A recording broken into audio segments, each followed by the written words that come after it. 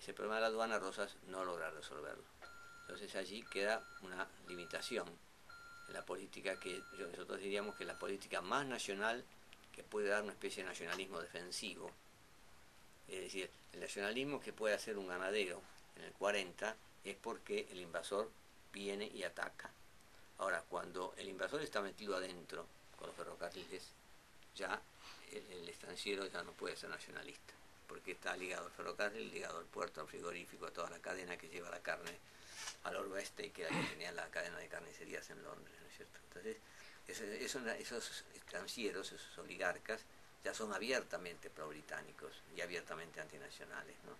Los Patrón Costa, los Anchorena, los Martínez Dios, que se funda la sociedad rural después de haber votado el 22 de mayo en el Cabildo Abierto en contra de la revolución y a favor del virrey, ¿no? Pues son gente muy coherente, sabe bien lo que hace esa gente. ¿Y el rosismo, cuál es tu interpretación sobre el odio fenomenal que le tiene toda una línea? El odio fenomenal es porque el país ha sido un país tan deformado que el enfrentamiento entre el rosismo y los unitarios se da en la provincia más poderosa que es Buenos Aires. Entonces, en la provincia de Buenos Aires, lógicamente, Rosas persigue a los unitarios le hacen golpes a Rosas y llegan al colmo de unirse a los franceses para desestabilizar a Rosas. Pero Rosas era, en su aspecto ideológico, un tradicionalista católico. San Martín, por ejemplo, le manda la espada, tiene una correspondencia muy cordial con Rosas, pero sin embargo, San Martín le dice a Guido, Rosas se equivoca si quiere establecer relaciones con el Papa, porque establecer relaciones con el Papa hay que poner dinero, dice San Martín, como un libre pensador. Incluso termina la carta diciéndole, eso se lo dice a alguien que es una especie de obispo, que conoce las historias de la Iglesia Católica de aquel tiempo, ¿no es cierto? Entonces esto es distinta de la posición que puede tener el peronismo, que es una posición de industrialización, de ocupación plena, de justicia social, de soberanía económica. Más allá de todas las limitaciones que puede haber tenido el peronismo, es un salto cualitativo muy grande con respecto a los caudillos federales, ¿no? Los del interior estaban muy débiles. El tipo que tiene la mayor idea de la unidad latinoamericana es Felipe Varela, porque justamente Felipe Varela entra desde el norte apoyado por chilenos y bolivianos, y además Felipe Varela entra porque los españoles han recuperado las Islas Chinchas frente al Perú. Entonces en Chile, exilado, él participa en la Unión Americana.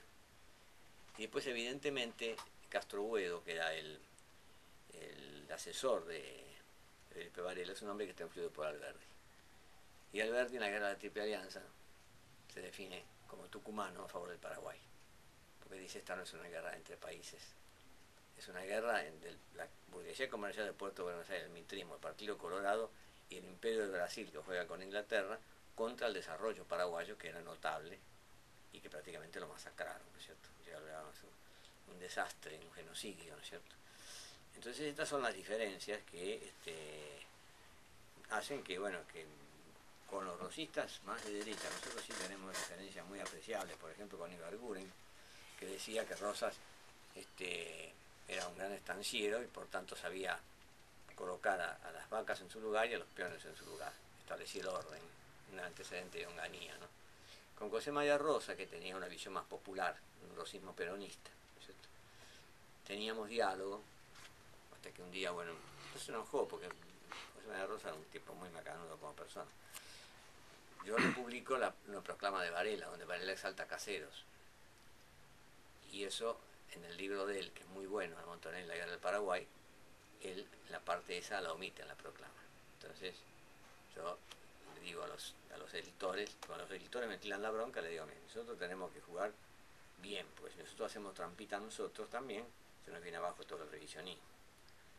Entonces, después me encontré con él, todos se creían que iba a estar enojado conmigo, pero él estaba, era un hombre, hijo de un hombre de la clase alta, estaba por encima de pequeñeces, ¿no?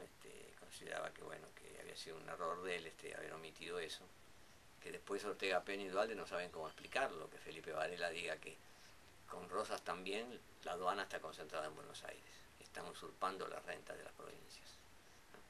Y por eso Felipe Varela queda en Urquiza. Y quizá lo traiciona finalmente.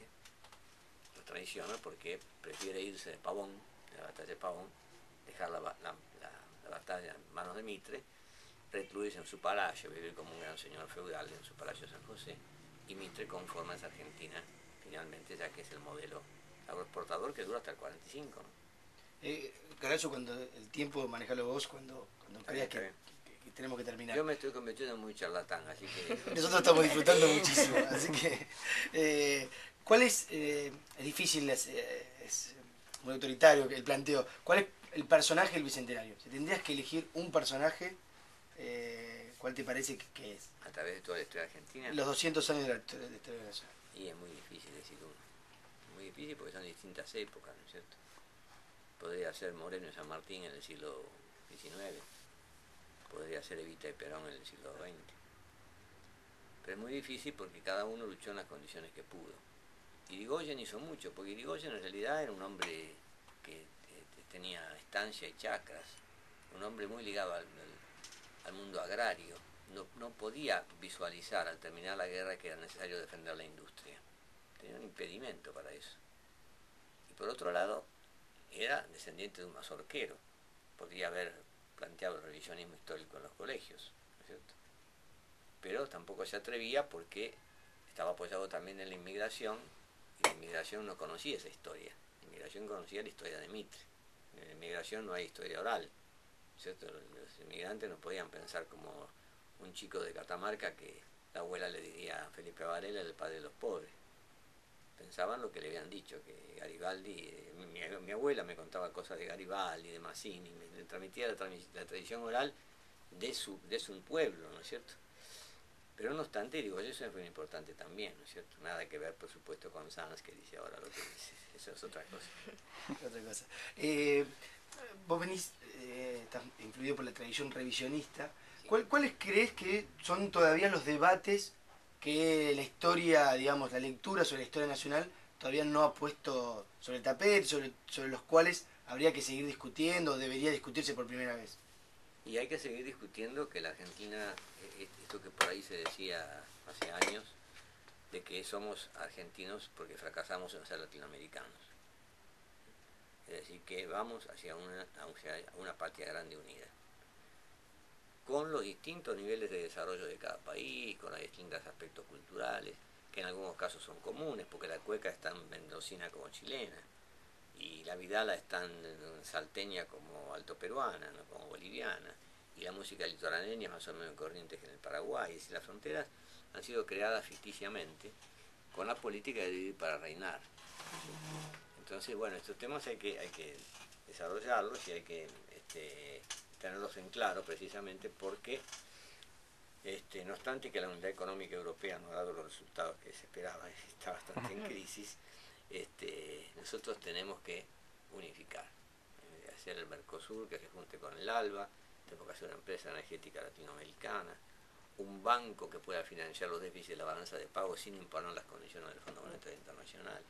Estamos en una reconstrucción que tiene como eje los planteos de Bolívar y de San Martín, que además nos obliga a plantearnos quiénes pueden hacer eso, porque este fenómeno de unificación en Europa lo hace la burguesía francesa, por ejemplo, en Francia, o lo hace el Estado prusiano en Alemania, o lo hace la burguesía inglesa en Gran Bretaña. Pero acá no tenemos una burguesía con esas características. Acá lo que tenemos es en Bolivia un indio que insólitamente llega a la presidencia, en Ecuador un economista formado en universidades extranjeras que comprende el problema, en Venezuela un capitán,